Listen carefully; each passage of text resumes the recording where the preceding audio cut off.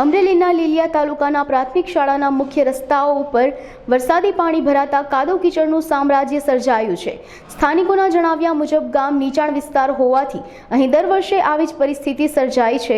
પ્રાથમિક શાળા અને આંગણવાડીના રસ્તાઓ કીચડથી ભરેલા છે, જેના કારણે બાળકો કીચડમાં ચાલીને શાળાએ જવા મજબૂર બન્યા છે। તેમજ ગંદા પાણી ભરાવાને કારણે રોગચાળાની ભીતિ સર્જાઈ રહી છે। તેમજ આ સમસ્યાનો તાત્કાલિક નિકાલ નહીં કરવામાં આવે તો ઉગ્ર રજૂઆતો કરવાનું સ્થાનિકોએ જણાવ્યું હતું। તેમજ સમગ્ર મામલે તાલુકા વિકાસ અધિકારીએ સમસ્યાનું ઝડપથી નિવારણ લાવવા માટેના પ્રયત્નો હાથ ધરી દીધા હોવાનું જણાવ્યું હતું। મારું નામ ટીવી રાદડિયા, તાલુકા વિકાસ અધિકારી લીલિયા। મીડિયાના માધ્યમથી અમને ખબર પડેલ કે સનાડિયા પ્રાથમિક શાળાના બાળકોને શાળામાં આવવા જવા માટે કાદવ કીચડ હોય તકલીફ પડે છે। આના પહેલાં અમને કોઈ આવી રજૂઆત મળેલ નથી, આચાર્ય કે પ્રાથમિક શિક્ષકો કે પછી ગ્રામજનો દ્વારા।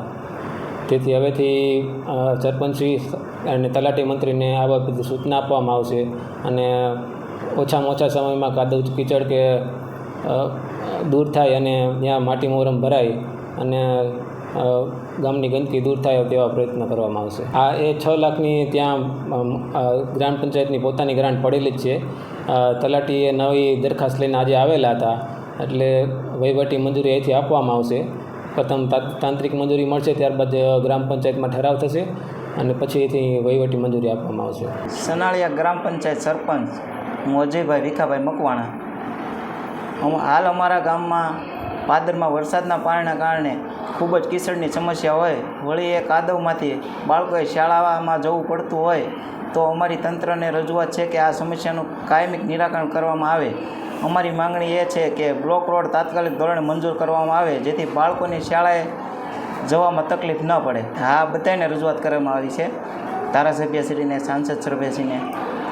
ધારાસભ્યએ શું કીધું? નોંધ લેવામાં આવશે કે બને ત્યાં સુધી તાત્કાલિક ધોરણે। મારું નામ છે અજયભાઈ, સનાળિયા ગામનો વતની છું।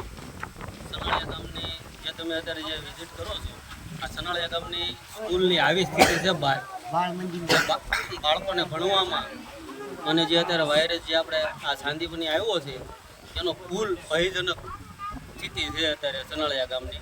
અને આવી રજૂઆત અમે અવારનવાર સરકારી તંત્રને અને લોકપ્રતિનિધિને તમામને આવી રજૂઆત અમે અવારનવાર કરેલી છે, એના કોઈ નક્કર કોઈ પગલાં લેવામાં આવતા નથી। અને જે આવે એ જે હોય એમ કહીને વહી જાય છે કે ભાઈ થઈ જાય। અમને આવું લાગતું નથી।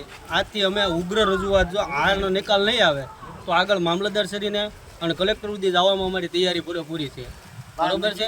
તમામ વાલીઓને સાથે લઈને અમે મામલતદાર સાહેબને કહેવું, શિક્ષણ સમિતિના ચેરમેનને પણ કહેવું।